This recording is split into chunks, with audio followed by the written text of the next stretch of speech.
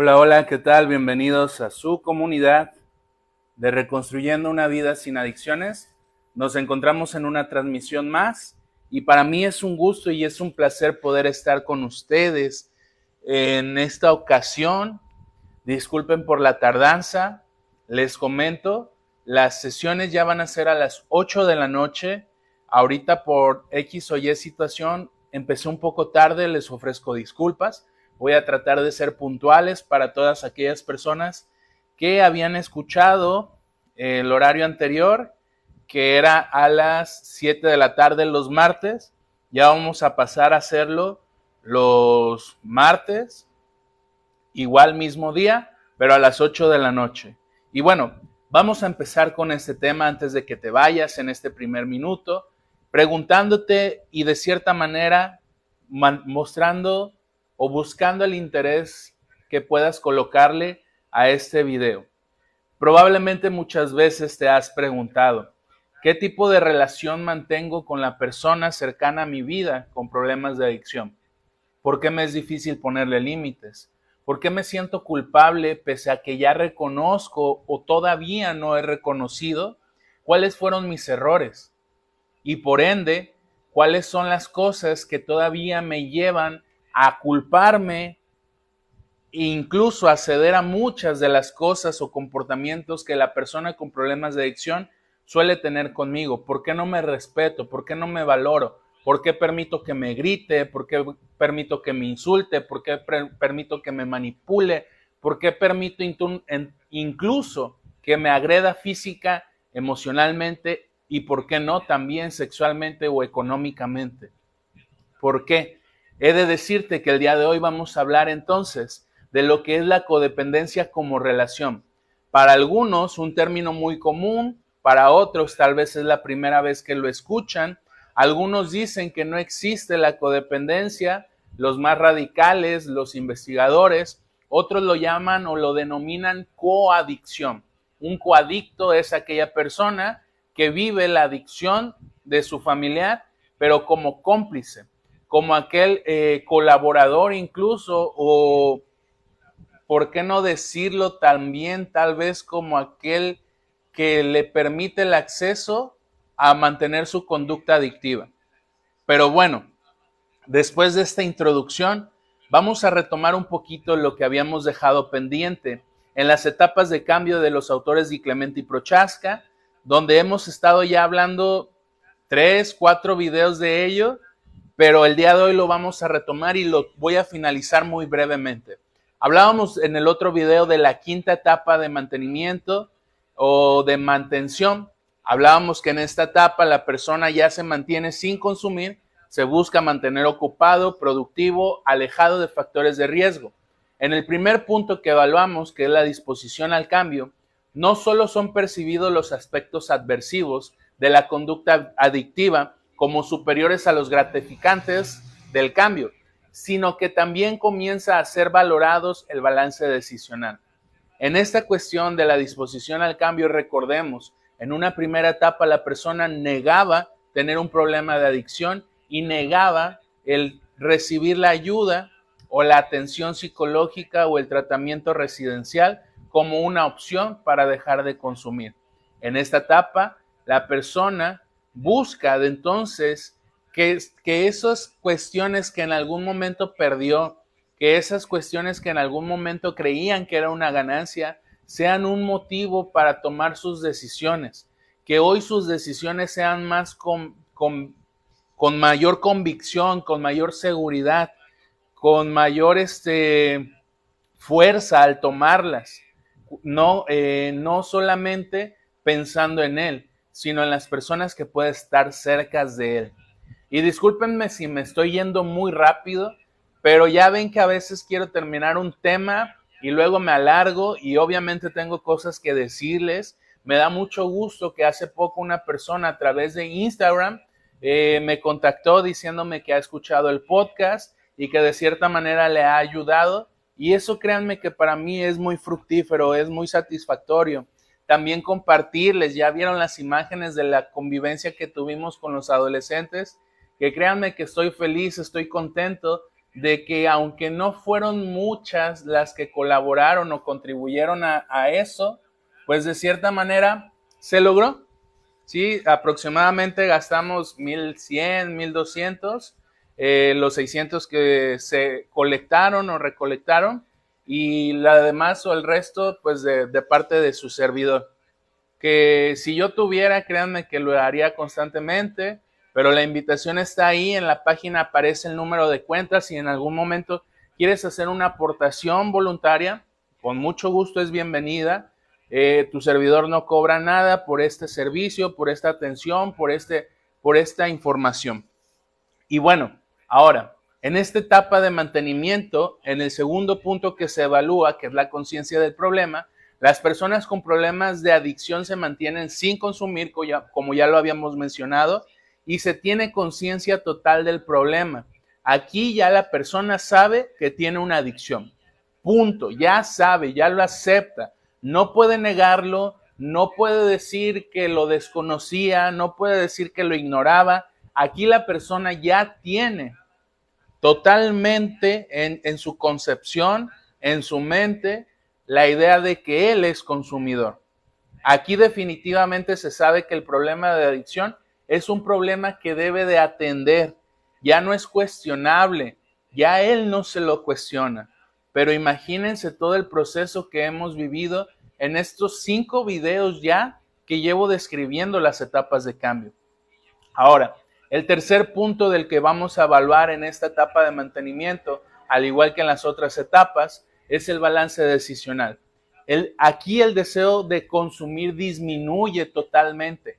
Aquí la persona ya no tiene esa necesidad, esa inquietud, esa ansiedad por consumir. Aquí ya disminuye totalmente ese intento o esa necesidad de consumir o ese deseo. Mientras que la autoeficacia alcanza su punto máximo. Recordemos, la autoeficacia es la capacidad que la persona considera tener para hacerle frente a su vida sin que pueda pedirle a alguien el punto de vista. Él sabe que lo puede hacer. Entonces, en términos más legibles y entendibles o comprensibles, estamos hablando que cuando está en su máximo punto la autoeficacia, la persona tiene la convicción y la seguridad de decir, yo ya no necesito de la droga. Punto. Probablemente, y ustedes tal vez no les ha tocado ver, pero cuando estos videos llegan a muchos grupos de AA, los AA se vuelven intolerantes ante esta idea de decir, la persona puede decir que ya no se le antoja la droga, porque el programa de AA está pensado y basado en una época totalmente diferente, donde antes la persona debía de concebirse toda su vida como una persona enferma que no podía decir, ya dejé de ser drogadicto, ya dejé de ser alcohólico. Siempre se autodenomina, incluso ustedes, si han tenido la experiencia de ir a un grupo AA, van a ver cómo se autodenominan al subir a tribuna y decir, yo soy Yamil y soy alcohólico drogadicto. Y ya todos los demás, ¡ánimo! Ahí la persona se está autoprogramando. No considera tener la autoeficacia, que obviamente para los AA, esta autoeficacia puede ser un factor de riesgo. Y yo también tengo que advertirte, la autoeficacia, como ya lo mencioné, es la seguridad y la convicción de que yo creo poder dejar de consumir en este contexto. Pero a veces esa autoeficacia puede ser engañosa cuando no sabes ubicarla en tiempo, en realidad y en espacio. ¿Por qué? Probablemente tu autoeficacia te haga decir, ¿sabes qué? Tengo tanta seguridad de que ya no voy a consumir, que ya no voy a ir con el psicólogo. Tengo tanta seguridad que sé que ya no necesito ir a mis grupos AA. Tengo tanta seguridad que sé que ya no necesito de Dios en la parte espiritual. He ahí cuando la persona, en la autoeficacia, se convierte otra vez en arrogancia, en egocentrismo, en prepotencia, en arrogancia, al considerar que él ya no necesita de nada. Pero recordemos, la autoeficacia, aunque sea el hecho de decir, yo tengo la convicción y seguridad de que puedo dejar de consumir, sé que lo hice y sé que lo logré porque necesito de esto, necesito de aquello y necesito de esto otro. No puedo decir con arrogancia, ya no necesito de eso, porque si tú logras estar en esta etapa de mantenimiento o tu familiar logra estar en esta etapa de mantenimiento, debe de reconocer que hay personas detrás, instituciones detrás, psicólogos detrás, familiares detrás, parejas detrás, hijos detrás, que de cierta manera han contribuido de manera positiva o negativa, tal vez en su momento, pero hoy de manera positiva, para que tú hayas tenido y mantenido tu abstinencia, hayas logrado tu rehabilitación y entonces puedas decir, yo ya no tengo ganas de consumir. Después de esto, cuando la persona logra su punto máximo de autoeficacia en el balance decisional, tiene la capacidad de hacerle frente a la vida sin la necesidad de alguna sustancia psicoactiva o como es conocida también como droga.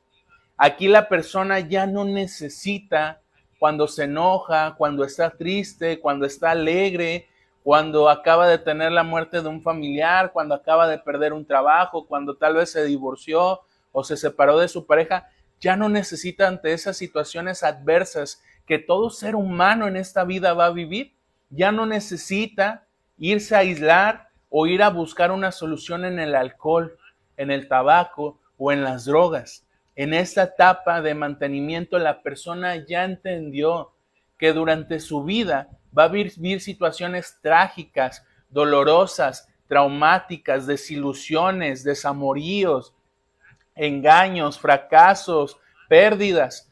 Todo lo que ser humano vive ya entiende que no es necesario ir a consumir para hacerle frente a la vida. Ya no va a ir a drogarse porque se peleó con mamá. Ya no va a ir a drogarse o a consumir porque se peleó con la pareja. Ya no va a ir a drogarse o a consumir porque no tiene dinero. Al contrario, recordemos que en esta etapa busca ser productivo.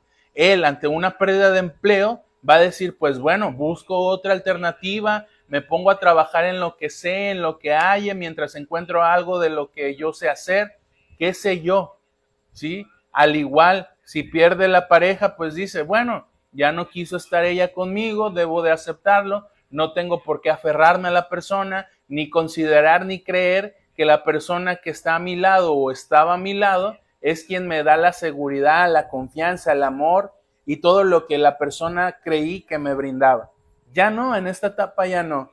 Por ahí anda, saludos para mi mamá que dice, buenas noches a todos, aquí estamos presentes.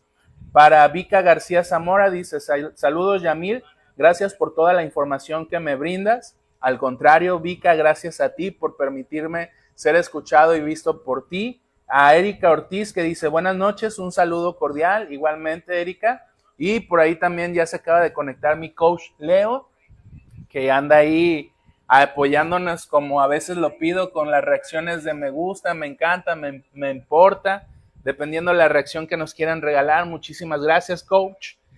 Un gusto verlo por aquí en la transmisión.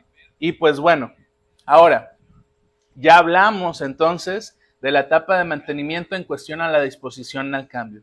Ya hablamos de la conciencia del problema, acabamos de hablar de la balanza decisional y ahora vamos a ver en esta etapa de mantenimiento el cuarto punto, que es la motivación al tratamiento. En cuestión de la motivación al tratamiento, en esta etapa se centra en que aquellos aspectos que el tratamiento le promueven como prevención de recaídas, los toma en cuenta. ¿Qué quiere decir esto? Aquí la persona sabe que es importante asistir a su grupo de autoayuda como es un AA. Es importante la terapia grupal. Una terapia grupal funciona de la siguiente manera. Existen personas que tienen la misma problemática, hay un psicólogo, se trabaja a veces con temas específicos o con un tema libre y a partir de ello los demás comienzan a reflexionar, a preguntar, a cuestionar, a dar sus alternativas, a dar sus puntos de vista, a compartir si es que ellos han vivido experiencias similares. De esta manera funciona una terapia grupal. Algunas instituciones lo promueven, otras no, pero es necesario que lo tomes en cuenta. ¿Por qué? A veces los grupos de autoayuda como AA de cierta manera ya están programados y definidos para trabajar sus 12 pasos, sus 12 tradiciones y los 12 conceptos, entre otro tipo de literatura que tienen, pero la terapia grupal te permite hablar de manera libre, siendo asesorado y de cierta manera confrontado también con tu punto de vista. ¿Por qué? Porque ir a un AA, tú te puedes subir a tribuna y hablar desde tu perspectiva, pero probablemente como tu perspectiva está transgiversada, está confundida, tú tomes eso como una realidad, pero ¿cuándo te lo van a cuestionar? Probablemente el padrino se te acerque y te lo pregunte o te lo cuestione, pero de ahí en más no hay. Entonces, pues bueno, es importante que tomes en cuenta también la terapia grupal y, ¿por qué no?, también la terapia individual. Recordemos que aquí en esta etapa de motivación al cambio, la persona promueve aquellas situaciones que previenen las recaídas, porque eso es algo con lo que la persona debe de vivir, debe de tomar en cuenta constantemente el hecho de tratar de prevenir las recaídas. Y hay programas específicos que abordan este tema. De hecho, si nos lo permite la vida, si Dios me permite seguir teniendo vida, más adelante, aunque ya tenemos un índice de los temas que estamos dando en estos talleres familiares, hay un tema que estoy desarrollando que es de eso, factores de recaída o prevención de recaída. Pero bueno, ya hablamos entonces del balance decisional, hablamos de la motivación al tratamiento, hablamos de la disposición al cambio y de la conciencia del problema. Vamos por el quinto punto para ahora sí empezar con el tema que nos tiene aquí, que es la codependencia como relación o cómo es mi relación con la persona con problemas de adicción. El último punto es la evaluación de la eficacia versus craving. Craving es un término en inglés que se traduce como ansiedad por consumo. Hola, tía Mago, muy buenas noches. Y aquí la persona en esta etapa de mantenimiento existe un compromiso con el cambio para conservar y solidificar los logros manifiestos. Recordemos, a veces la persona con problemas de adicción se autocastiga, se vuelve muy punitivo con él y considera que aunque haya tenido logros pequeños, no representa nada. Es muy difícil que la persona deje de victimizarse y que él mismo se alente o se apoye. ¿Por qué? Porque desafortunadamente ha aprendido a que necesita escucharlo de alguien más para sentirse cómodo con él, a que alguien más lo reconozca. Pero aquí yo te hago saber, tú te debes de ver al espejo, tú te debes cada vez que te acuestas en las noches o que te levantas en las mañanas decir, ¿sabes qué? Me da gusto conmigo mismo decir que he tenido tal vez este logro de levantarme temprano, tal vez este logro de trabajar durante un año ya en un trabajo, tal vez de mantener una relación sana con mi pareja, tal vez de poder aportar económicamente a mi casa. Esos son logros pequeños, grandes, dependiendo de la perspectiva de la persona, pero que a veces espera la persona con problemas de adicción que está en rehabilitación a que alguien más se lo diga.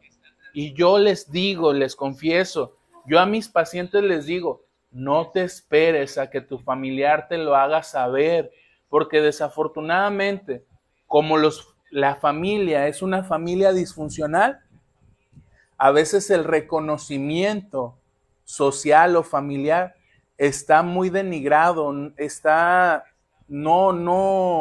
está presente como en la dinámica familiar que se establece. Tal vez tus padres les es muy difícil aplaudirte, reconocerte y decir, estoy orgulloso por ti, o me da gusto que sigas trabajando, o me da gusto que hagas esto. Entonces, No debes de esperarte a que los demás te lo digan. Si tú eres familiar, no te esperes. Ya en algún momento he platicado de un paciente que hizo que tuvo un desliz con el alcohol y le dijo, ¿esperabas a que hiciera esto para que me reconocieras? Foméntalo en tu familia. Tú como padre de familia lo debes de fomentar en tus hijos. Qué bueno que vas bien en la escuela, qué bueno que regresaste a trabajar. No constantemente, pero sí de vez en cuando. Con un pequeño detalle sería magnífico, una paletita, un chocolate, algo que sea simbólico para la persona. Por decir, yo le subí hace poquito en mi perfil, en el mío, el personal, y una muchachita me regaló un poste y eso para mí fue más significativo, lejos de la comida que me hizo mi hermana, lejos del poder tener a mi madre en la convivencia que tuve en mi cumpleaños, lejos de que tal vez algún otro familiar me pudiera haber obsequiado algo. Para mí eso es más significativo, es un detalle simbólico que representa lo que valora la otra persona en ti. Y eso es más importante. Entonces, estos logros manifiestos y significativos alcanzados en el estadio anterior y en prevenir una posible recaída, también sirven para eso, para prevenir una posible recaída. Si hay alguien que te valora, que te reconoce, que te hace saber lo orgulloso que está de ese esfuerzo que estás haciendo, también previene la recaída. Recordemos que la persona con problemas de adicción es hipersensible y la hipersensibilidad va en algún momento a influir en el hecho de decir, pues nadie me dice que voy bien, pues nadie me reconoce que ya llevo 6 meses o 3 meses sin drogarme después de que salí de la clínica o del albergue o del anexo, o no lo escucho de mi padre, de mi madre, de mi pareja, de mis amigos, nadie me lo dice. Ya regresé a estudiar, pero tampoco me lo reconocen, ya volví a trabajar, ya volví a aportar económicamente y nadie me lo dice. Entonces, si nadie me lo dice, ¿para qué lo hago? Si nadie me reconoce, nadie me alienta, pues no tiene sentido que lo siga haciendo.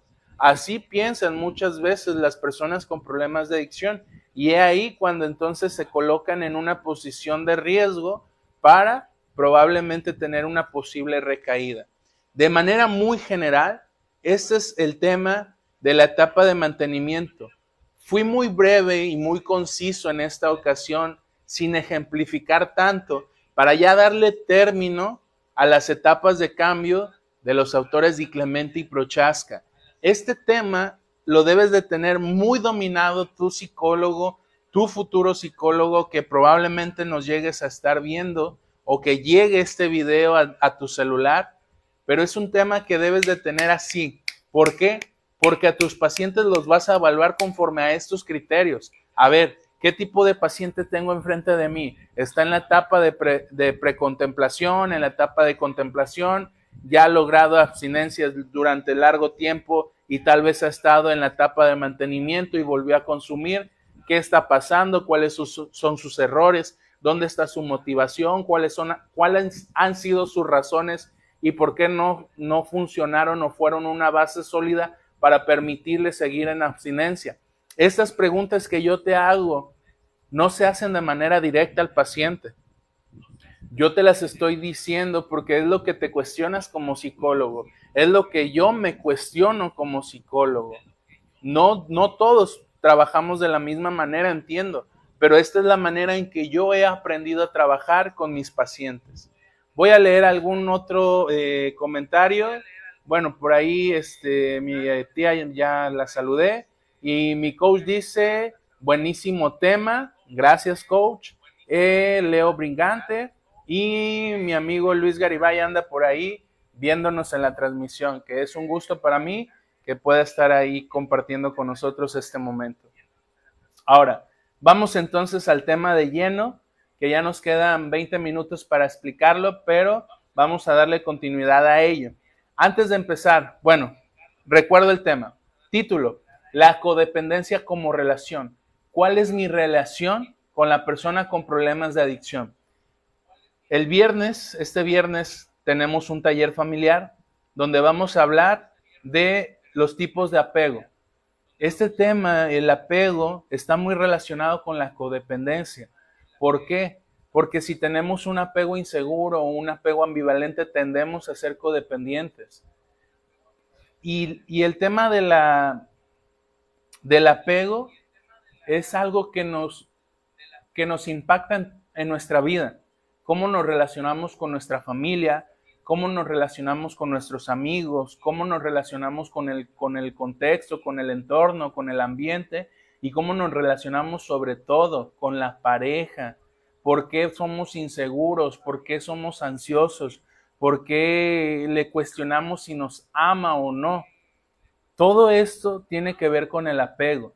Como les digo, hay otros temas que he desarrollado durante este tiempo que en su momento les voy a compartir. Pero antes de iniciar con este tema, ¿qué crees?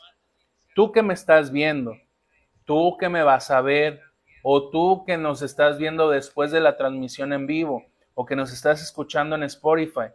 Primero, a los de Spotify, invitarlos a que nos vean en la transmisión en directo los martes a las 8 de la noche. Segundo, para aquellos que ya están reaccionando, ya saben cuál es mi comercial que les pido. Así como lo están viendo en este momento en su pantalla, quiero que me ayuden a reaccionar con ese me gusta, me encanta y me importa. Dice mi tía, ya no voy a reaccionar tanto porque me bloquearon. No, eso es una mentira, no te bloquean. O sea, yo lo hago a diario y no me bloquean cada vez que lo hago en la transmisión. Pero esto, ¿por qué te lo pido? A que me ayudes a reaccionar a ese me gusta, me encanta, me importa, me entristece, me enoja, dependiendo la reacción que tú nos quieras regalar. ¿Por qué te lo pido? Así podemos llegar a otras personas que necesiten ver estos videos. Entonces, por favor, ayúdame a darle así, de manera locada. Miren cómo yo ahí, le doy a ese me gusta o me encanta, hasta que se me canse el dedo. Tú no te preocupes. Entre más reacciones tenga este video, más posibilidades hay de que llegue a una persona que necesita saber de esta información. Si lo hacemos de manera gratuita, hay que seguir manteniendo esto. Es lo único que te pido. Si a ti te ha ayudado estos videos, si a ti te ha contribuido a entender el problema de adicción de tu familiar, por favor, ayúdame a reaccionar. Nada te cuesta apretarle a esos botones mientras estamos viendo. Miren, yo sigo apretando y sigo hablando con ustedes. Ya mi dedo como que ya sabe dónde presionarle. Y pues bueno, después de eso también invitarles a que agreguen sus comentarios. Si tienen dudas, preguntas, si tienen algo que aclarar, con mucho gusto a través de los comentarios pueden hacerlo. Voy a tratar de contestarlo en el momento, y si no, en un video después lo trataré de contestar. Pero recordemos, tu participación ayuda a que otra persona se sienta empática en lo que ella o él ha vivido. Es por eso que les invito a ser muy respetuosos cuando otros hacen sus aportaciones, porque como no profesionales se nos hace muy fácil decir lo que pensamos o lo que creemos o lo que sentimos, los más primitivos lo que sentimos, pero no es eso. Por eso yo, de cierta manera, me asumo como profesional de la salud mental en el término de adicciones, y yo soy el que está impartiendo el tema para que tú me preguntes, para que de cierta manera busquemos aclarar tus dudas de manera equitativa, sin cometer juicios o prejuicios, o atacar u ofender. Ahora sí, bueno, como ustedes saben, cada vez que hablamos de un tema nuevo, hablamos de un objetivo general y de ciertos objetivos específicos. En este tema de la codependencia como relación, ¿qué crees? Nuestro objetivo general es generar a los familiares o parejas un autoconocimiento de la relación con la persona que tiene problemas de adicción. Que tú te conozcas, cómo me relaciono con la persona con problemas de adicción, cómo ha sido mi relación con la persona con problemas de adicción, cómo me gustaría que fuera la relación con la persona con problemas de adicción o de qué no me he dado cuenta al estar en relación con la persona con problemas de adicción. Son de cierta manera diferentes preguntas que cada una de ellas conlleva una teoría o un postulado diferente desde esta perspectiva de la codependencia. Ahora, ¿cuáles son nuestros objetivos específicos? Conocer brevemente cuál es el concepto de codependencia e identificar las características del tipo de la relación. Ahora, ya hablamos del objetivo general, hablamos de nuestros objetivos específicos y antes de seguir, ¿qué crees? Te voy a pedir un tercer favor. Te voy a pedir que me ayudes a compartir este video. En este momento, quiero que me ayudes a compartir este video ya sea en tu muro, con un amigo de manera directa, en algún grupo o en tu perfil. Esas 4 opciones tienes que me puedes ayudar a compartir este video. ¿Por qué? Probablemente personas cercanas a ti vivan esta situación, pero como lo han tratado de mantener oculto, no tienen la confianza de poder decirlo de manera abierta.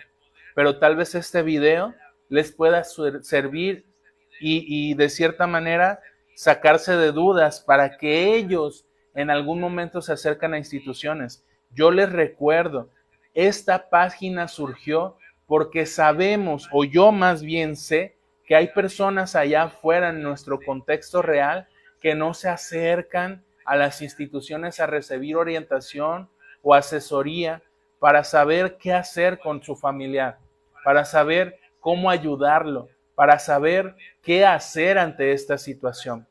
Dice mi tía Mago, yo siempre lo comparto desde un principio, es lo que hago. Muchísimas gracias, tía. Ojalá los 5 más que nos estén viendo nos ayuden a compartir el video. Y bueno, ¿de dónde surge el término de codependencia?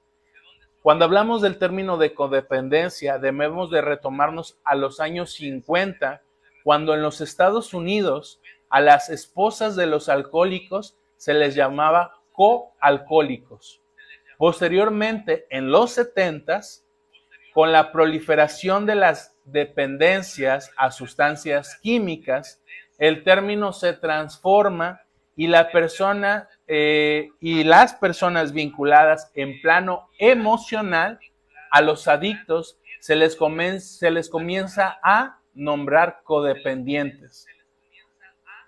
Entonces, de cierta manera, el término de codependencia es un término que surge a través del programa AA, siendo en algún momento el AA dirigido solamente a alcohólicos anónimos o a alcohólicos, a personas con problemas de alcoholismo, y es por eso que se llamaba coalcohólicas, y después nos dice, la difusión, el surgimiento de otro tipo de sustancias químicas hace que entonces se tome en cuenta que aquella persona que mantiene un vínculo cercano emocional con la persona con problemas de adicción sea nombrada codependiente. Y ya esta primera introducción nos está diciendo que es un vínculo emocional. ¿Cómo explicártelo? Hace mucho tiempo, mi psicólogo, mi mentor, mi sensei, por así decirlo, les decía a los grupos de familiares en los cuales yo pude estar en un tiempo con él, bastante tiempo, les decía lo siguiente: yo puedo ayudar a sus hijos porque yo no tengo un vínculo emocional tan fuerte como el que ustedes tienen. El vínculo emocional que como madres ustedes tienen con sus hijos o con sus parejas les impide ver de manera clara cómo este vínculo les ha permitido a ellos tener tanta confianza, manipularlas, buscarlas, culparlas constantemente y sacar provecho de ello. Por eso, como psicólogos, en nuestro criterio ético, nosotros no podemos generar un vínculo afectivo con el paciente porque se pierde la objetividad. Y tal vez ustedes lo han visto con sus familiares cercanos. Como familiares a veces somos muy, ¿cómo se le llama? tapaderas, por así decirlo. Sabemos que nuestro familiar se está portando mal, que necesita ser escuchado, que está enojado, qué sé yo, pero a veces hacemos caso omiso a ello. Porque, ay, es mi hermano, ay, es mi mamá, no pasa nada, ¿sí? Y ese vínculo afectivo que mantienes emocional con la persona te impide de manera objetiva ver las cosas. Entonces, ¿a quién se considera como codependiente? Primera pregunta que el día de hoy vamos a hacer y creo que hasta ahí vamos a llegar. ¿A quién se considera codependiente? ¿Por qué? Porque a veces pensamos de manera deliberada y creemos que tal vez somos codependientes. O muchas veces nos han dicho, tú eres codependiente, pero ¿realmente lo eres? Entonces, esta primera pregunta nos va a permitir conocer quién es el codependiente, a quién se considera como dependiente. Esta pregunta la vamos a responder de la siguiente manera. La persona codependiente es aquella que se dedica a cuidar, a corregir y a salvar, en este caso, a una persona con problemas de adicción. Y tú puedes decir hasta este punto, ¿qué tiene de malo si yo soy madre, si yo soy pareja, si yo soy hijo, soy padre o abuelo o tío o el cuidador primario de la persona con problemas de adicción? ¿Qué tiene de malo que yo trate de cuidarlo, de corregirlo o de salvarlo? Vamos a ello. Involucrándose en situaciones de vida conflictivas, sufrimiento y frustrándose ante una y repetidas recaídas, llegando a adquirir características y conductas tan erróneas como la propia persona con problemas de adicción. He ahí lo malo. Tú como padre de familia debes de entender esto. Tú ayudaste a tu hijo hasta los 18 años. Punto. Hiciste lo que dentro de tus posibilidades estaba. Tal vez le diste techo, tal vez le diste alimento, tal vez le diste calzado y vestimenta, pero hasta donde tú pudiste, tal vez incluso lo pudiste llevar a momentos de distracción, a un parque de diversiones, a la feria, al cine, que son cosas extra, Todo eso son cosas extras. Comprarle su Xbox One, su PlayStation, su iPhone, su computadora, su televisión, su carro, su moto, esos son extras. Como padres nosotros tenemos responsabilidad de darle las cosas que necesitan para sobrevivir, para vivir. Techo, alimento, comida y vestimenta o calzado y hasta ahí. Tú no tienes por qué como padre presionarte y sentirte mal si no lo puedes llevar a la feria. Para los que son de Colima, que ahorita está la feria, tú no debes de sentirte mal si no lo puedes llevar al McDonald's o al Burger King o al Carl Jr. Tú no te puedes sentir mal si tal vez en la feria de tu estado o de tu municipio no lo puedes llevar y tal vez sus amigos ya le dijeron que fueron, que se divirtieron, que hicieron, que esto, que el otro. No, no te debes de preocupar, no te debes de culpar, no te debes de sentir mal como padre si no lo puedes hacer. Esto es lo que muchos padres codependientes no entienden. Si tú le diste de comer a tu hijo al menos 3 veces al día, sea lo que haya sido, siéntete orgulloso, porque tal vez te fue muy difícil tener alimento 3 veces al día en tu hogar. Y tal vez tu hijo ya está cansado de frijoles o de atún o de sándwich o qué sé yo, de huevos, pero ese esfuerzo que hay detrás, él no lo valora y lo va a valorar hasta que él sepa lo que implica ese esfuerzo.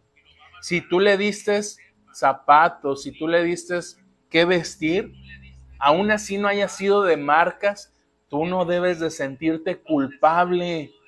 ¿Por qué? Porque sabes que al menos no anda descalzo tu hijo, porque sabes que probablemente, aunque sus calzoncitos o sus calcetines estén rotos, tú piensas en eso. pero no te debes de preocupar porque sabes que al menos no anda descalzo, que no anda desnudo tampoco, que sabes que al menos anda vestido decentemente, que no tiene los 20, 30, 40 cambios, que los va a dejar a los años y que ya no va a necesitar y que a veces ni utilizan porque crecen muy pronto los hijos. Pero debes de deslindarte de esa culpa. Si tú no le pudiste dar celular, iPhone, si tú no le pudiste comprar su carro cuando se graduó, si tú no le pudiste apoyar económicamente para que llevara a la escuela, a la secundaria, al bachillerato, eso está de más. Siéntete orgulloso si tal vez le pudiste mandar un sándwich, si tal vez le pudiste mandar una frutita, si cuando llega le tienes la comida calientita para que coma. Eso es lo que los hijos deben de valorar y no deben de hacer sentir mal a los padres diciéndole, ay, es que mis amiguitos tienen el iPhone, o es que a mi amiguito o a los demás les compraron esto. No, los hijos se vuelven muy manipuladores en ese sentido. Y en ese sentido van a jugar con tu sentimiento de culpa como padre. Si tú caes en ese juego, créeme que ellos lo van a detectar y van a saber cómo lograr tener algo de ti, porque saben que te hacen sentir mal, porque saben que están hiriendo tus emociones. Y hay padres que no captan esta idea. Hay padres que ni por aquí les pasa que lo que hacen con sus hijos es llenar un vacío emocional. Es que yo no tuve de niña o de niño ese juego, o es que a mí nunca me llevaron al Burger King y yo no quiero que mi niño o mi niña sufra, o es que a mí nunca me compraron los tenis de tal marca, o es que a mí nunca me vistieron como yo quiero vestir a mi niño, y ahí se andan pegando de golpes en el pecho, yo no puedo, pobrecito, yo no quiero que sufra mi niño, yo no quiero que pase estas tragedias que yo pasé, y les dan a manos llenas. Y hace tiempo hay un video que si te interesa, hablábamos en ese video específicamente de la importancia de los límites o de la dificultad de poner límites. Esos niños se vuelven en unos niños tiranos. Esos padres que le dan a manos llenas a sus hijos, les dan el poder a esos niños. Un poder que luego se vuelven en unos adultos prepotentes, arrogantes, egocéntricos, narcisistas, que creen que todo el mundo debe de satisfacerlos o que debemos de estar dispuestos a sus necesidades. ¿Qué necesitas? ¿Qué ocupas? Yo te lo doy.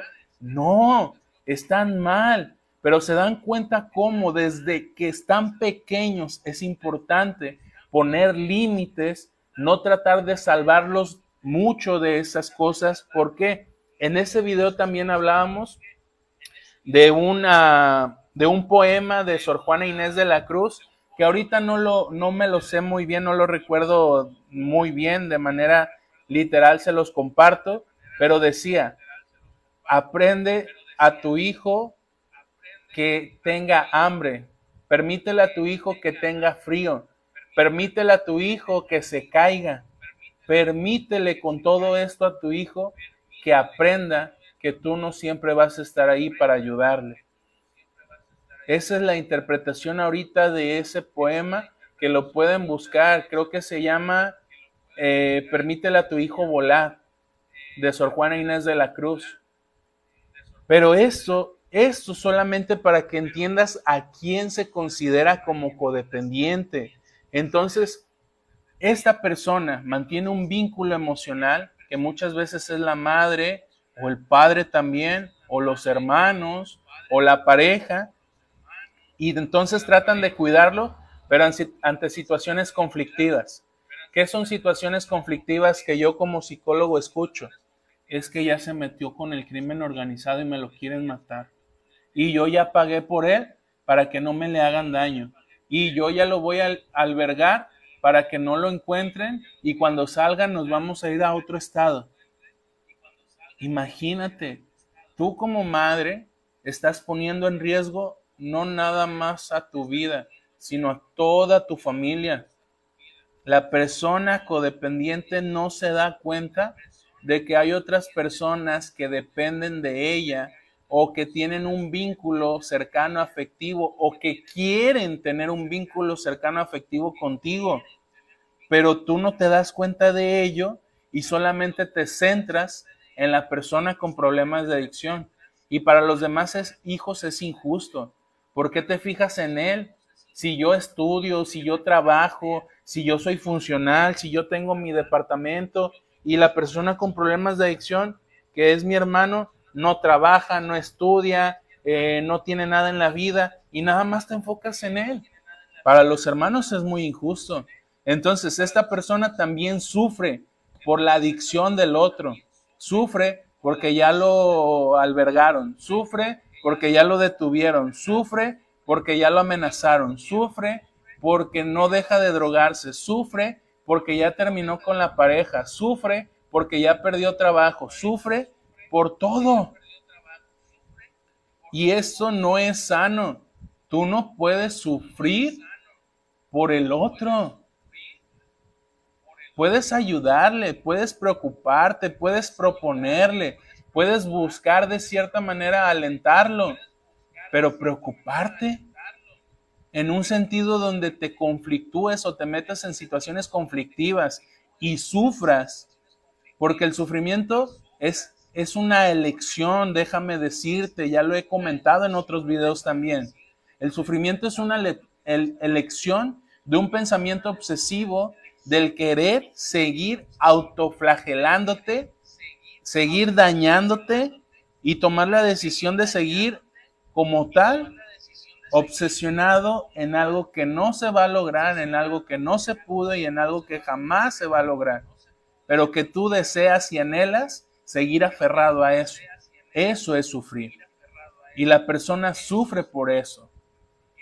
¿Por qué mi hijo es así? ¿Por qué no le ayudé? ¿En qué me equivoqué? ¿Por qué mi hijo decidió consumir drogas? ¿Por qué no me deja cuidarlo? ¿Por qué no me deja protegerlo? ¿Por qué no me deja amarlo? Entonces la persona codependiente se frustra. ¿De qué se frustra? De que su familiar recae una y otra vez. Imagínense, hace poco les hablaba de un paciente, 11 veces internado. La familia ya está totalmente frustrada. ¿Cuánto ha gastado en él? Aseguro que más de $500,000 ha gastado en él, en internamientos, en sus vuelta a la sociedad, en liberación de la cárcel, entre otras tonterías y situaciones en riesgo que ellos se colocan. Y obviamente eso es frustrante. Estás invirtiendo de manera ciega a un negocio o a alguien que sabes que no va a tener ninguna remuneración.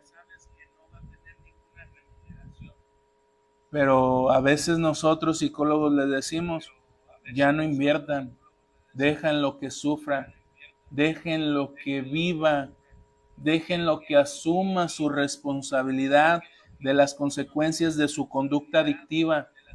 Pero los papás no quieren. Es muy difícil que un padre diga, lo voy a dejar que aprenda. No pasa.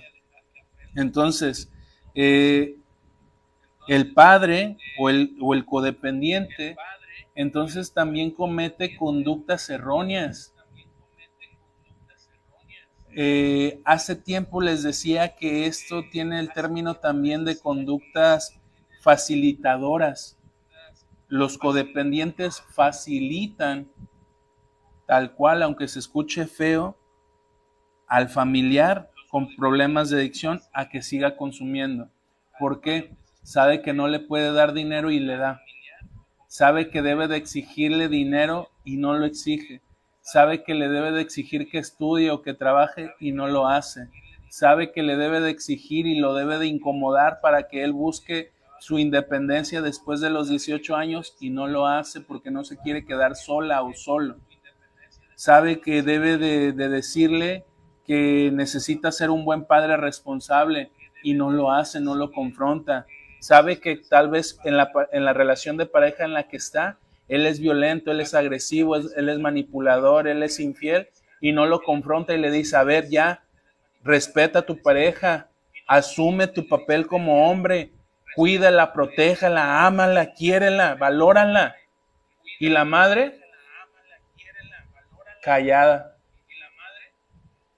¿Cuál es el error que cometen las personas codependientes, las madres o las personas de manera general codependientes? Así lo conociste, yo te dije, yo te advertí, tú quisiste estar con él, entonces ahora aguántate. Así son las madres o las personas codependientes. A este punto llegan a considerar que no es un problema lo que sus hijos hacen. Incluso los protegen.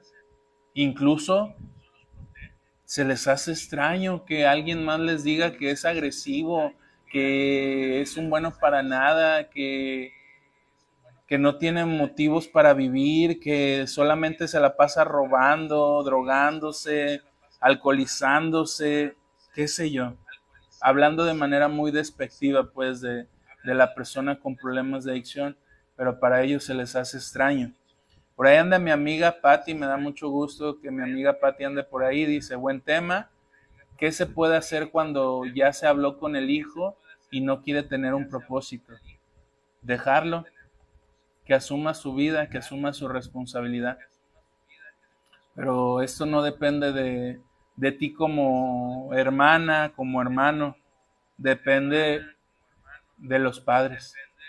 Porque tu hermano, tu pareja, tu hijo, tu tío, tu abuelo, le puedes decir a los papás, déjenlo que viva, déjenlo que se haga responsable, exíjanle para que se sienta incómodo. Pero si los padres no quieren aceptar esto, no va a haber cambios, no lo van a aceptar. Y es más frustrante para aquel que sabe que los padres deben de hacer cambios, pero no los hacen. ¿Por qué? Porque llega el punto en que te cansas y dices, bueno, prefieres a él que a mí, está bien, es tu decisión, pero luego no te sientas sola, no te sientas solo, porque preferiste ayudar a él, que no trabaja, que no estudia, que no es responsable, que es agresivo, que es violento, a tu hijo que se preocupaba por ti, que te ayudaba, que te procuraba, que te cuidaba, que estudió, que trabaja en un buen lugar. Es así tal cual. Este primer punto para hablar de a quién se considera como dependiente. Este tema probablemente nos lleve unos 3, 4 videos cuando mucho, incluyendo este. Te invito a que estés atento el próximo martes a las 8 de la noche para darle continuidad a este tema. Un tema bastante interesante donde te puede ayudar a aclarar muchas perspectivas o ideas erróneas que tienes y de cierta manera empezar a hacer cambios o modificaciones en la relación que mantienes con la persona con problemas de adicción. Por ahí anda David Salazar, nos manda a decir buenas noches y pues bueno, creo que me despido. Si hay dudas, si hay preguntas, este es el momento de hacerlo conforme a lo que hemos hablado. Y si no hay dudas, si no hay preguntas, pues bueno, por mi parte es todo. Decirles que agradezco a esas 3 valientes mujeres esforzadas que nos ayudaron a cooperar para tener la convivencia con los niños. Me gustaría más adelante permitirles que mi mamá hable aquí en público de la experiencia que tuvo ella, que se le permitió, porque no depende de mí, pues yo soy empleado y tengo un director al cual hay que pedirle permiso y hacerle saber, y mi madre tuvo la fortuna de trabajar con estos 19 adolescentes, de verlos, de platicarles un poco de ella, se conmovió, como ya les había dicho, creo, y pues se dio cuenta de que son adolescentes de 12, 13, 14, 15 años, que pues realmente lo que yo busco es ayudarlos. Les platico una experiencia antes de irnos. El día de hoy yo me quedé hasta las casi 7:15 de la noche cuando salgo a las 6 porque un adolescente entró en crisis y realmente pues no quería que se autolesionara. En todo lugar, en estos contextos, las niñas e incluso los niños o los adolescentes, hombres y mujeres, tienden a cometer cutting, autolesionarse. También en el podcast tenemos un video de donde hablamos de esto. Y estos adolescentes tienden a autolastimarse, a cortarse, a autoflagelarse, a cometerse daño a su cuerpo. Y este adolescente, pues hoy en la crisis que tuvo, empezó a cortarse. Yo traté de hacer contención, lo logré gracias a que me lo permitió. Pude convencerla de que asumiera su tarea educativa. Platiqué con ella, me platicó lo que había pasado y pues de cierta manera, pues ese es el trabajo. Hace tiempo que tuve una capacitación, la persona nos decía, tú no puedes ignorar lo que está pasando en la comunidad, en la clínica, en el albergue, en la unidad hospitalaria, donde te encuentres trabajando como psicólogo. Tú no puedes ignorar el que veas a una niña o un niño, o un adolescente o un adulto, a tu residente como tal, a tu paciente, sufriendo una crisis o teniendo una situación difícil y tú decir, ya es la hora de irme a mi casa, ya voy a checar y me voy a ir. No, es un compromiso que como psicólogos y que en mi parte yo asumo. Yo asumo y para mí creo que la ética que nos enseñaron cuando yo estudié la carrera de psicología me ha ayudado creo yo, ¿verdad? Eso nada más los pacientes que he atendido lo van a determinar, que en algún momento voy a invitar a alguno de ellos. Varios ya egresaron, todavía no saben de la página, pero los voy a invitar más adelante para poder tener una entrevista con ellos y que de cierta manera puedan hacerme saber cómo va su proceso una vez terminado. Pero bueno, creo que por mi parte ha sido todo, no hay preguntas, no hay dudas. Compartan este video, ayúdenos a reaccionar. Es la manera en que yo les pido a contribuir a esta comunidad para crecer. Sé que hay más personas que necesitan este tipo de información y pues bueno, por mi parte ha sido todo. Agradezco su tiempo, su disposición. Para mí es un gusto poder estar con ustedes en estas transmisiones y poder compartir con ustedes esta información. Por ahí anda mi amiga Patti, me da gusto que esté viendo la transmisión, aunque ya nos vamos. Y Vika García tenía una pregunta, pero ya la borró o desapareció, ya no sé. Caray, desapareció la pregunta. Bueno, lo dejamos así. Vika, me contacto contigo si quieres contactarte para hacer esa pregunta con mucho gusto, ya sabes, estoy a disposición de cada uno de ustedes, en este caso de Vika. Y pues bueno, les agradezco su tiempo, su espacio. Nos vemos en una próxima transmisión. Que estén muy bien. Hasta luego.